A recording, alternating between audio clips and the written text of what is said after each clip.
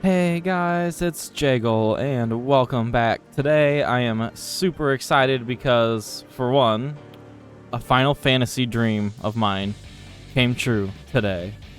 Not only did my raid group start progressing on E12S, but I got a housing plot in Shirogane.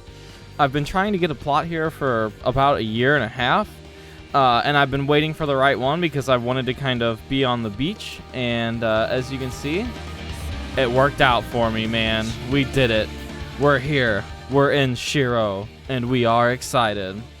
The other thing I wanted to share today is we're going to do something kind of different, and I wanted to answer some of your guys' comments and questions about my 5.3 crafter guide, because as of right now, there has been a couple patches and some things are a little bit different. It hasn't changed very much for the most part. We're going to follow the guide pretty much the same way. If you haven't seen my other video, I will put a link to it in the description beneath the video. Go check it out if you need a guide on how to level your gatherers up to 80. But yeah, we're going to go over some questions and tips that you guys have left and kind of go from there. So let's go ahead and get started on these guys. I went ahead and screenshotted a bunch of comments that I really liked. And also, by the way, guys, over 21,000 views on the Gatherer's Guide. I can't thank you enough for all the support you've shown me lately. It's insane. I worked really, really hard on that guide, so all the comments and likes and everything, man, you guys are insane. I love you. Thank you. Thank you. Thank you. I really can't express it enough. So, let's go ahead and get into this. Okay, Michael says you get 3 leave allowances at 2 different times per day for a total of 6. I don't know what time it is for others, but for Eastern, it's 3 p.m. and 8 p.m. That was something that I wasn't 100% sure on when I made the video, is what time the leave allowances reset. But there you have it, folks. That's a total of 6 per day. You get 3 each at those 2 different time slots. So don't forget, if you're running low on leave allowances and you need to do something else and wait for a cooldown, that's when you'll get them, and that's how many you get them. Michael, thank you so much for the comment. I appreciate the information, sir. All right, next one. This is from ... and they said, big one for saving time and effort. I may have missed this in the video, and I'm sure some of this was in the video, but some of it may not have been, and I like to make sure that my information is good, so we're going to go ahead and go over it all anyway. He says, use cheap food for 3% experience point buff. Yes, that is awesome. Please do that. Use the company issue survival manual 1 for leaves before 40 for 150% experience bonus, and use the company issue survival manual 2 for 40 to 48. At 48, leave the hellhole, which is, I'm assuming, the diadem, and go do your job quest up to level 50.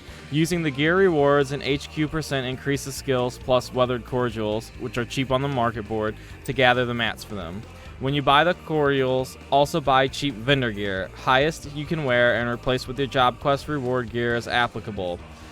It will save a little time and cost a little bit of gil, but it's not bad. They're right about this. XP from gathering and quest will get you 50. The second level 50 job quest rewards 3 commercial survival manuals, which is what you need to boost the experience. Use the weapon and top and bottom from that to get some yellow scripts for a few extra manuals. Very optional is what they said, which is, yeah, you don't have to have them, but they will make it faster. Go back to the diadem for 50 to 51 to 60 with 150% experience boost. Yeah, this is awesome, and it will get you out of the diadem a little bit more. So all of this information is very, very good. I recommend listening to everything that ... says. ... thank you so much for your comment and pointing out some of these tips. I appreciate you. Appreciate you very much. All right, let's go on to the next one. CJ says, pro tip, you don't even need to return to the beginning of the area to leave the diadem. You can just click duty information and then click leave. This works for any instanced area, but be sure to finish it first. You'll get smacked with a penalty if you're the first to leave the party. Yes, this is correct. You can also do this in Palace of the Dead, but it's once the duty is complete. If you do it before the duty is complete, you'll still get hit with your 30-minute penalty and not be able to use the duty finder. So make sure you pay attention to that. But CJ, thank you so much for the comment, and thank you for the information. I appreciate you. All right, we just got a few more here that I want to get to, guys. I appreciate you hanging out. This one from Isaiah says, "Hey Jegel, awesome video. Do you have any recommendations on foods and buffs to go get before entering the diadem?" Yes, I do, and it is exactly what we just were talking about. The comment from Dot Dot. Get your survival manuals. Any food that will give you an experience buff, whatever the cheapest food you can get for the experience buff is. Doesn't matter, whatever the cheapest thing is. Also, don't forget that if you're in a free company and you have buffs, there's also buffs for increasing crafting and gathering experience through the FC buffs. So that's always something you can look out for as well. But yeah, a really good question. Isaiah, thank you so much for the comment. I appreciate you. I hope that this helps. Okay, we have another one from Dio that says, "Can I start gathering and diadem with a level 30 miner?" Yes, you can start. Any gatherer that is over level 10 can enter the diadem. Dio, thank you so much for the comment. I appreciate you. I hope this information is helping you. I hope you guys are doing well. Cool. Guys, just a couple more, and then I will stop talking, and you can carry on with your lives. This one here says, "Kind of stupid question," which, no, not true. There's no stupid questions here. Just stupid answers, because I'm dumb. Kind of stupid question, but can I do, for example, Crystarium leaves at 60, or do I have to progress naturally by doing every level bracket? So you don't have to do every level bracket, but you do have to be at a certain point to pick them up, which I believe is over level 70 for the Crystarium. Over 60 for Kugane and 50 for Heavensward areas. Kind of would be the progression there. But I mean, you don't have to do them. You don't have to do them at every level bracket, but you do have to be in the level bracket to access them. So hopefully that answers that question and helps you out, and I appreciate you. Thank you for your comments.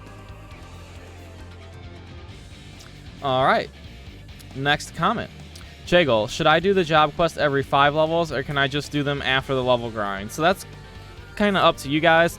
As Dot Dot said, this is something that's like could speed up your grind because the job quests do give you experience. So don't forget that they're like a useful tool in your toolbox as well. I would recommend doing them before the level grind's over because of the experience. So I would say maybe at like level 50, 60, go knock a bunch out and see what it gives you, and then like at 70, go do the rest of them, just to make sure you're getting that experience and reducing the amount of time you've invested into the job overall. So Kondrakas, great comment. Thank you so much for your question. I hope this information helps. I appreciate you. Okay, and then this is the very last comment I wanted to go over, guys, and it is from Karsten, and it says, "How do you get your jobs to show in the bottom right-hand corner of the screen?" Well, as you guys have seen, I have a little bar at the bottom of my screen where I've set up some of my jobs, mounts, menu type deals. I made a video actually in response to that comment on how to customize your UI and change your UI settings. I will also put a link to that video in the description of this one. That way, if any of you guys want to check that out, you can get set up however you like it. And obviously, you don't have to do yours like mine. You can do it however you want. This is just how I like it. So it's really completely up to you.